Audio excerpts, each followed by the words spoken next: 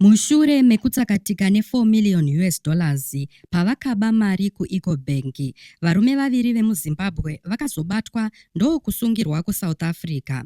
Asi vateveri vanobvunza kuti kana vakaba mari yese iyi nei vachiri kuratidza sevari kutambura vari broke.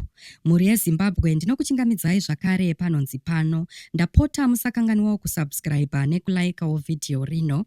Izvi zvinobatsira kuti risvike kure kune hama neshamwari dzenyu dzisati dzariona. Makororo maviri emuno muZimbabwe, Abraham Vumbunu na Elijah Vumbunu, vakasungwa kuSouth Africa nenyaya yekubira Ecobank mari inoita 4 million. Izvo zvakashamisa nyika yese. Sekutaura kuri kuita mutauriri wemapurisa Commissioner Paul Nyati, vaviri ava vakabatwa nezuro musi wemugovera uye vamirira kudzoserwa kuZimbabwe.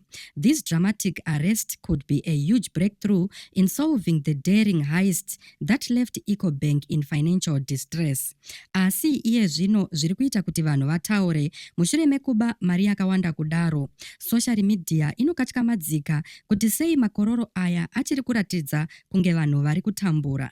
Vamwe vave kubvunzana kuti ichokwadi here kuti vanhu ava vakapara mhosva kana kuti shasha chaidzo dzichiri kunze uko pakutiza.